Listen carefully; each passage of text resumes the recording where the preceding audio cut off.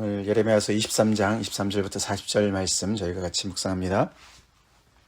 오늘 읽은 말씀은 어저께부터 시작된 23장 9절부터 22절 어저께 본문 말씀이었죠. 23장 9절부터 시작된 선지자들을 향한 하나님의 말씀을 기록하고 있습니다. 저희가 지난 주일에는 유다 왕들에게 향한 하나님의 말씀을 우리가 묵상을 했는데요. 23장 1절부터 8절까지였죠. 근데 이제 9절부터는 이제 오늘 본문과 쭉 연결되는 그 당대의 선지자들을 향한 하나님의 말씀입니다.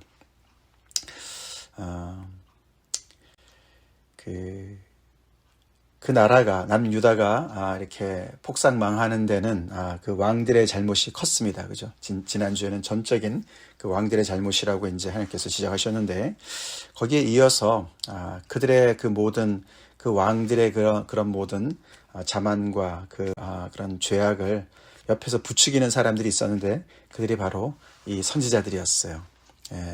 거짓 선지자들이죠. 거짓 선지자들. 그래서 그 당시에 이 하나님의 뜻을 아는 데 있어서 선지자들이 늘 옆에 있었습니다. 왕들 앞에, 그렇죠? 왕들 옆에 나단 선지자도 있었고, 그렇죠? 여러 선지자들이 있었죠.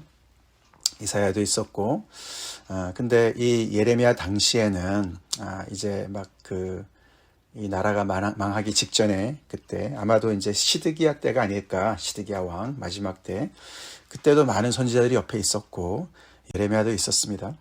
그런데 참 너무나도 안타깝게 이 예레미야가 전하는 메시지를 전하는 사람들은 거의 없었던 것 같습니다. 물론 에스겔도 있었습니다. 에스겔은 좀 나이가 어린 선지자였지만 그러나 거의 절대 다수의 선지자들은 영 다른 이야기를 하는 것이죠. 그래서 과연 무엇이 정말 진리냐, 무엇이 하나님의 말씀이냐, 하나님의 뜻이 무엇이냐, 정말 많이 이렇게 혼란이 있었던 것 같습니다.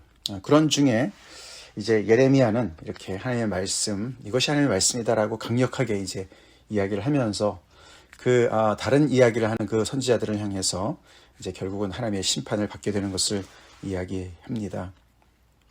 참 무서운 얘기입니다. 그렇죠? 서로가 하나님의 말씀을 받았다고 싸우는 거 아닙니까? 그런데 그것이 그냥 비슷한 내용이 아니라 완전히 정반대되는 얘기 아닙니까? 이 남유다가 망한다. 이런 이야기와 절대 그럴 수가 없다. 그럴 리가 없다라고 얘기하는 그 정말 너무나 첨예하게 대치되는 그런 이야기들, 서로가 하나님의 말씀을 받았다고 얘기를 하니까 말이죠.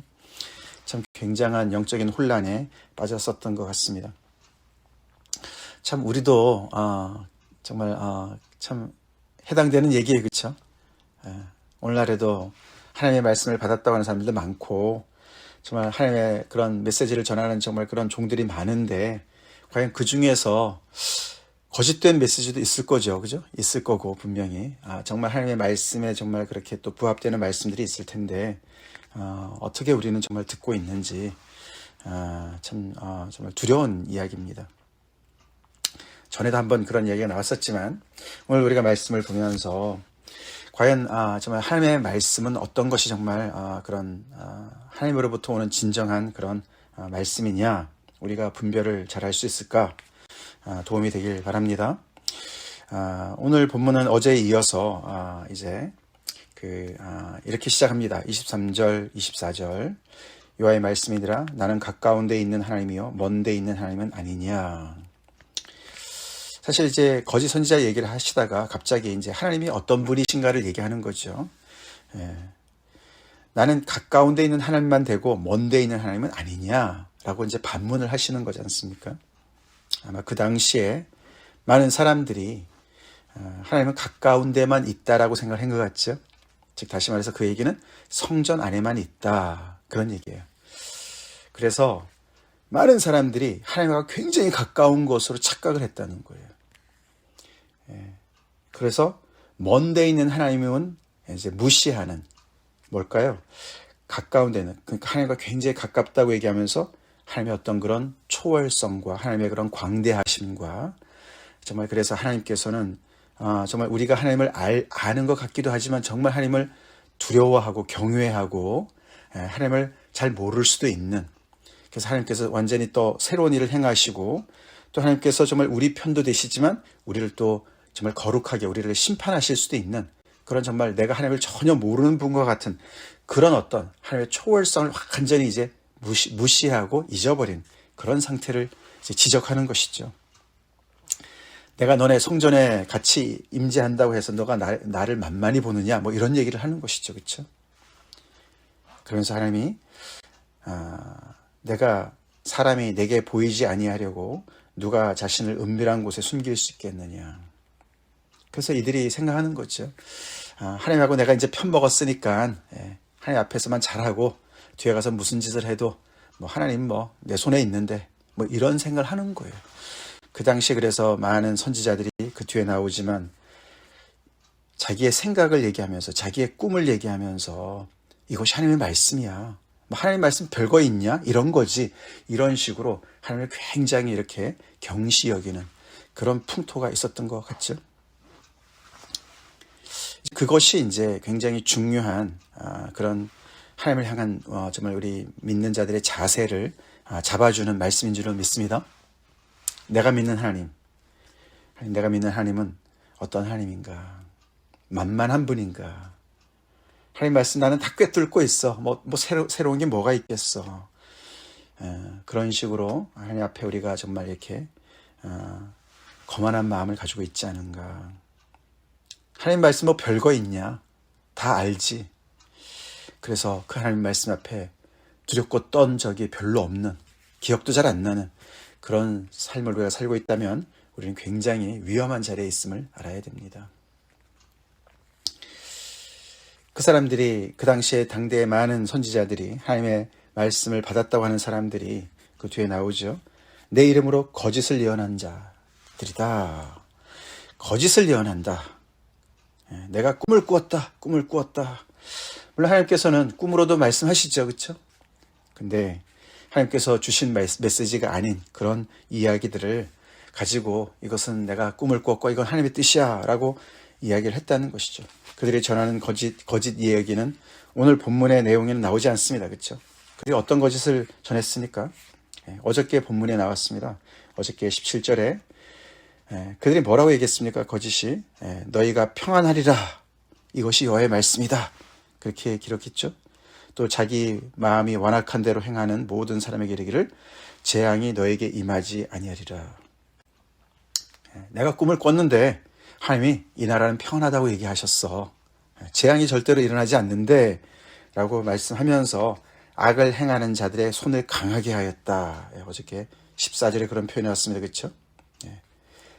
그들의 손을 강하게 해서 그들이 악에서 돌이키게 하지 않았다. 돌이키는 것을 오히려 방해했다. 그런 거짓을 가지고 하나님의 말씀인 양, 하나님의 이름을 거론하면서 이게 하나님께서 말씀하신 거야 라고 이야기를 했다는 것이죠. 그래서 결국은 이 백성들이 내 이름을 잊게 했다. 그러면서 20절 말씀이죠. 몇 절인가요? 28절 말씀, 여호와의 말씀이니라. 꿈을 꾼 선지자는 꿈을 말할 것이요 내 말을 받은 자는 성실함으로 내 말을 말할 것이라.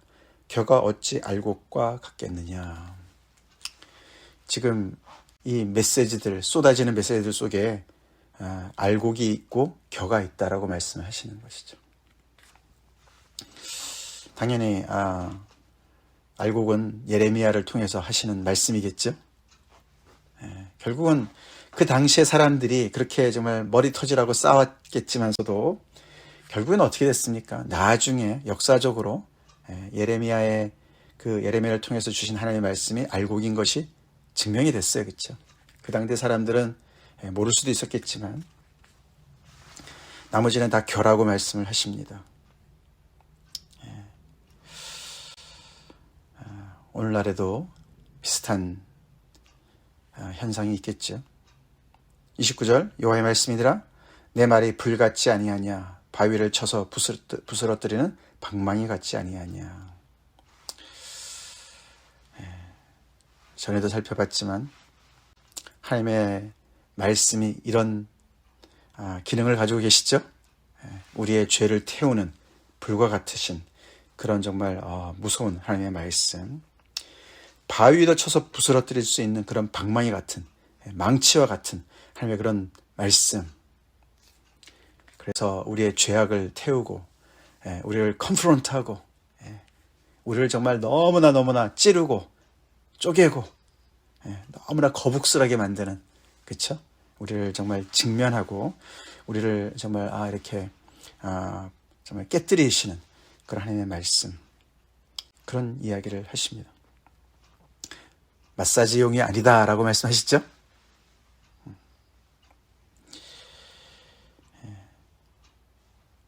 그러면서 하나님께서 이렇게 가까이도 계시지만, 그들과 함께 계시다고 정말 이렇게 약속도 해주셨지만, 그런 하나님은 또 정말 온 천지에 충만하신 그런 창조주 하나님이시고, 절대로 성전에 가둬둘 수 없는 분이시죠? 하나님께서 우리에게 말씀을 해주시니까 우리가 하나님의 뜻을 알지만, 그렇다고 우리가 하나님을 100%다 아는 것 아니죠? 우리가 하나님의 그 정말 크심을, 광대하심을 우리가 어떻게 알겠습니까? 그래서 늘 하나님 앞에는 겸손해야 될 줄로 믿습니다. 하나님 앞에, 말씀 앞에 설 때 우리는 겸손해야죠. 그리고 그 하나님의 말씀이 나를 주장해야 될 줄로 믿습니다. 때로는 불같이 우리의 심령을 정말 그렇게 다 태워버리듯이, 그렇게 너무나 그런 정말 그런 뜨거운, 그런 감당할 수 없는 그런 능력으로 우리한테 역사해야 될 줄로 믿습니다.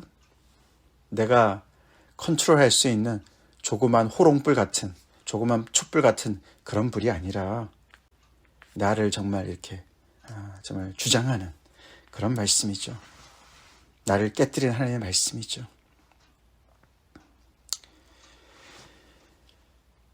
계속해서 이 하나님을 성전에다 가둬두고 마치 자기네가 주물떡거리는 것 같이, 하나님의 말씀도 그렇게 주물떡거리고 하나님도 주물떡거리고, 그렇게 유다 이 정말 제사장들과 선지자들이 그렇게까지 정말 타락을 한 것이죠.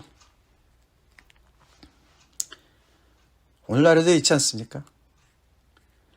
한국의 어떤 목사가, 그쵸? 하나님 나한테 까불면 죽어, 이랬다는 목사도 있다지 않습니까? 정광훈인가 뭔가. 다 비슷한 현상이죠. 그래서 하나님께서 말씀하십니다.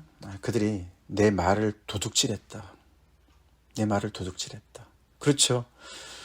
하나님의 말씀도 아닌데, 그렇죠. 하나님의 이름을 딱지를 붙여가지고 하나님의 말씀이야 라고 얘기를 하니까 그냥 백성들이 얼마나 혼란스러웠겠습니까? 그렇죠. 그래서 내가 그들을 칠 것이다. 하나님의 말씀이 내가 치리라 여러 번 반복하십니다. 그들이 혀를 놀려 내가 말씀한 것도 아닌데, 내가 얘기한 것도 아닌데 여호와의 말씀이다 라고 했기 때문에 내가 그들을 칠 것이다.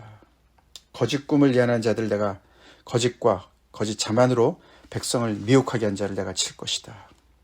내가 보내지도 않았는데, 명령하지도 않았는데 그렇게 내 이름을 가지고 나가서 얘기한 자를 내가 칠 것이다.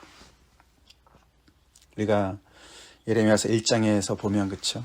하나님께서 예레미야를 부르셨어요, 그쵸? 그래서 나는 아이라, 나는 말을 못합니다. 그렇게 이야기를 하지 않았습니다. 예레미야는 분명 하나님께서 부르셨고 하나님께서 보내셨죠.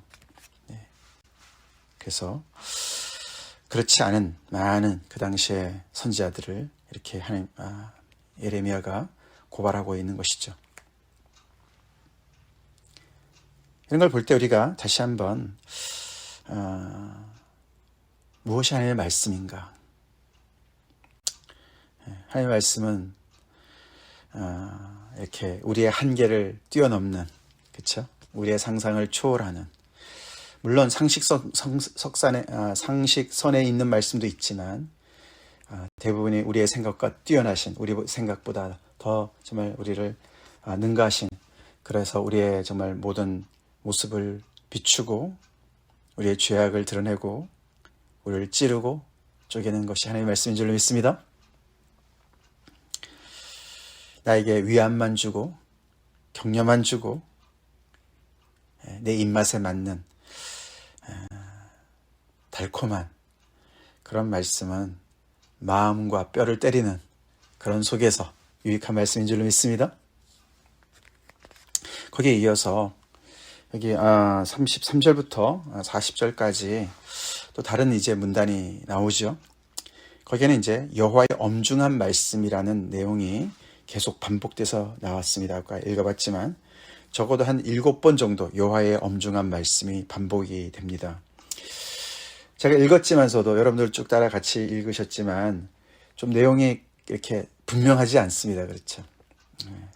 그게 이제 그 굉장히 어려운 본문이라고들 그럽니다. 이제 여기서 엄중한 말씀이라고 번역된 그 단어가 마사라는 단어인데요. 히브리어로 마사.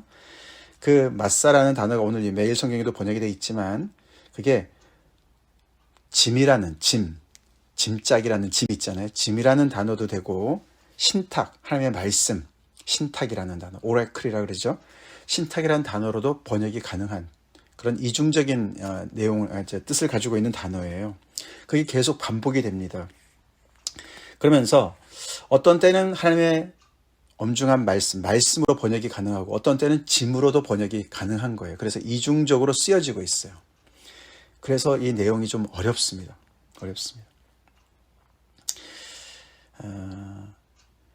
여호와의 엄중한 말씀이라고 얘기하지 말아라. 이렇게 이제 그것을 이제 허락하지 않는 때도 있고 또 그렇게 물어보라고 얘기하는 때도 있는 것 같고 엄중한 말씀이라고 얘기하는 사람들은 또 심판을 받을 것이다. 그래서 결국은 끌려갈 것이다. 이런 얘기도 나오고 말이죠.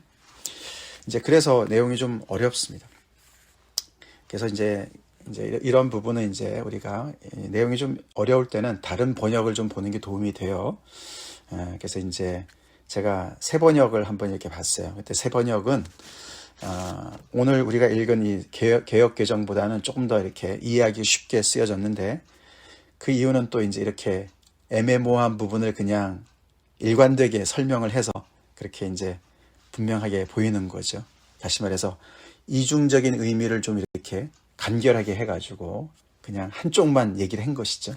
그러니까 짐을 부담으로 번역을 했어요. 그래서 부담되는 주의 말씀 이렇게 번역을 했습니다.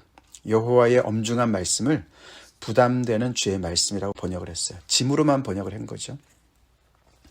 그래서 하나님의 말씀을 이렇게 짐으로 받아들이는 사람들한테 경고를 하는 것으로 너네가 하나님의 말씀을 짐이라고 얘기하느냐? 아니다. 오히려 너희가 나의 짐이 된다. 하나님께서 이제 그렇게 말씀하시는 부분도 있어요. 그게 짐이라는 단어로 이해를 하면 그렇습니다. 그래서 너희가 나의 짐이 되기 때문에 내가 너희를 버릴 것이다. 짐짝을 버리듯이 그렇게 내가 너희를 버릴 것이다. 나의 말을 짐이라고 얘기하는 사람들, 부담이라고 생각하는 사람들은 내가 너희를 부담스럽게 생각해서 내가 그 짐을 버릴 것이다. 이렇게 이제 쭉 일관되게 설명을 해석을 합니다. 그것은 한쪽 부분이에요.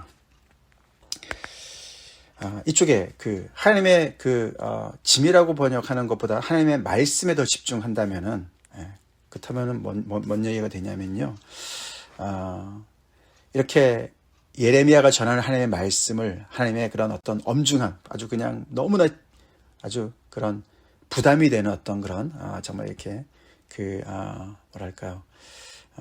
너무 하여튼 무거운 말로만 듣는 거죠. 그것을 조롱에 섞인 말로 하는 것으로 해석이 가능합니다. 너가 계속 이렇게 정말 그렇게 무거운 얘기만 하나님의 말씀이라고 계속 얘기하는데 도대체 그 말이 뭐냐? 이제 이렇게 조롱하면서 나도 그런 말씀 받았어. 이제 이런 식으로 이제 얘기하는 것으로 해석이 가능하다는 것이죠. 거짓 선지자들이. 그러면서 마치 하나님의 말씀을 이렇게 나도 받았기 때문에 나도 하나님의 말씀 다 알아. 이제 이런 식으로 앞에 이제 그렇게 그 전체적인 내용과 연결해 보면서 그래서 그 당시에 선지자들과 제사장들이 마치 백성들한테 백성들이 궁금해하는 것에 대해서 모든 답을 가지고 있는 것냥 그렇게 하나님 앞에서 그냥 이렇게 정말 젠체하는 다 아는 것처럼 그렇게 아는 척하는 그런 모습도 이렇게 거기에 묻어져 있습니다. 자, 그래서 이 하나님의 말씀을 받았다고 하는 사람들, 그래서 이 하나님의 말씀이 내가 받았고 하나님께서 나에게 이렇게 말씀하셨고 그래서 이것이 하나님의 말씀이야 라고 이야기하는 이런 어떤 그 가운데서 어떤 그 서로 간의 그런 어떤 그 정말 이렇게 정리되지 않은 싸움이 있는 어떤 그런 모습을 여기 오늘 본문이 이렇게 표현한다고 볼 수가 있습니다. 어저께도 이제 나온 이야기 중에 예레미야가 이런 말씀했어요. 이런 말씀이 기록되어 있습니다. 18절. 누가 여호와의 회의에 참여하여 그 말을 알아들었으며 누가 귀를 기울여 그 말을 들었느냐. 여기 여호와의 회의에 참여했냐 안 했냐 이런 말이 나와요. 그렇죠? 천상에서 하나님께서 하나님의 천상의 존재들과 하나님의 참모진들과 회의를 하는 거죠. 우리가 이제 그런 성경에 그런 표현들이 나오지 않습니까? 이제 요한계시록에도 나오고 욥기에도 나오고 이제 그런데 누가 과연 정말 그 하나님께서 정말 그 말씀하시고 결정하신 그것을 정말 받아서 그것이 신탁이죠. 오래클. 하나님께서 정말 만군의 여호와의 말씀이니라. 그리고 하나님의 정말 말씀하신 것을 받아서 그것을 듣고 전하는 사람이 과연 누구냐. 이제 그 얘기를 하는 거죠. 이제 이 예레미야는 결국은 이 모든 다른 선지자들은 여호와의 회의에 가보지도 않고 참석해 본 적도 없고 하나님의 말씀을 들은 적도 없으면서도 이렇게 여호와의 엄중한 말씀이라고 그것을 이렇게 자기의 꿈이나 자기의 마음의 이야기를 하면서 그렇게 정말 거기다가 이렇게 레벨을 붙여서 얘기하고 있다라고 얘기하는 것이죠. 그래서 그렇게 하는 자들을 하나님께서 심판하실 것이다. 그렇게 얘기하는 것이죠. 그것은 이유가 죄악의 그 결과 이제 그 이유는 36절에 나오죠. 다시는 여호와의 엄중한 말씀이라 말하지 말라. 각 사람의 말이 자기에게 중벌이 되리니 이는 너희가 살아계신 하나님 만군의 여호와 우리 하나님의 말씀을 망령되이 사용함이니라.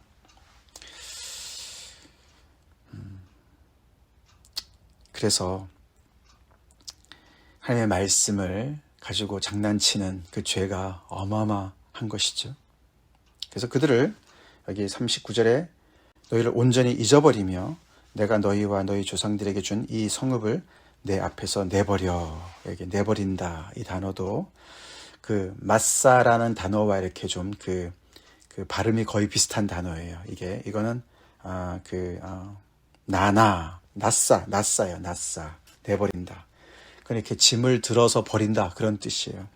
그래서 이것이 이제 그 본문의 원래 그 단어로 이렇게 따져보면은 그 내용이 이렇게 좀 이렇게 보면 이렇게 보이고 저렇게 보면 저렇게 보이는 그런 어려운 부분입니다. 그러나 하여튼 오늘 전체적인 말씀을 가지고 우리가 볼 때는 한 가지는 분명합니다. 그 당시에 선지자들이 이렇게 가까이도 계시지만 먼데도 계시는 그렇죠? 그런 정말 크신 하나님과 살아있는 교제 속에서 하나님의 말씀을 받아서 전하는 그런 사람들이 아니었던 것이죠. 사실 그들은 그냥 자기 생각을 꿈을 가지고 꿈에 이런 꿈을 내가 꿨어. 그래서 이것이 하나님의 말씀이야라고 그냥 개인의 소신을 가지고 그냥 얘기한 것이 아닙니다. 결국은 그것은 누구 좋으라고 얘기한 거냐면요. 그 당시에 왕들, 통치자들이 듣기 좋은 말들을 계속해서 옆에서 이렇게 피딩해주는, 먹여준 그런 역할을 했던 거예요. 그런 얘기를 하니까 그 사람들은 좋아했어요. 백성들도 좋아합니다. 그래서 점점 더 사람들이 좋아하는 이야기를 그렇게 하나님의 말씀이라고 포장을 해서 한 것이에요. 다시 말해서 그것은 굉장히 의도적인 것이었고요. 그리고 그 당시에 사람들의 그 입맛에 맞게 하는 계산적인 얘기였습니다.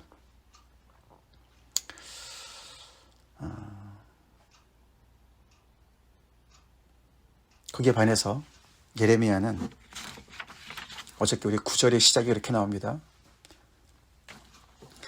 예레미야는요, 하나님의 말씀 때문에 내 마음이 상하며 내 모든 뼈가 떨리며 내가 취한 사람 같으며 포도주에 잡힌 사람 같다라고 표현을 합니다. 하나님의 말씀 가지고 장난하는 사람이 이런 표현을 안 쓰죠. 그렇죠? 하나님의 말씀에 그냥 압도가 되어서 너무너무 힘든 거예요. 이런 하나님의 말씀이 너무 불같고 방망이 같기 때문에 그 말씀이 자기 자신에게는 그런 영향을 안 미치면서 백성들한테만 저주를 퍼붓는 게 아니었습니다. 예레미야가 죽을 지경인 거예요. 그 말씀 때문에 그가 상하고 모든 뼈가 떨리는 그런 엄중한 하나님의 말씀을 가지고 너무너무 힘들어하는 그런 표현을 하죠. 하나님의 말씀이 나에게 오늘 어떻게 임하느냐. 그렇죠? 하나님의 말씀 내가 어떻게 받고 있느냐. 더 나아가서는 내가 아는 하나님은 얼마나 크신 분이시냐. 내가 그래서 그분을 얼마나 그런 부분 앞에서 두렵고 떨며 경외하고, 내가 하나님과 많이 가까워지고 하나님을 알아가지만, 그러나 계속해서 크신 하나님의 아버지 앞에 내가 얼마나 겸손히 서 있느냐.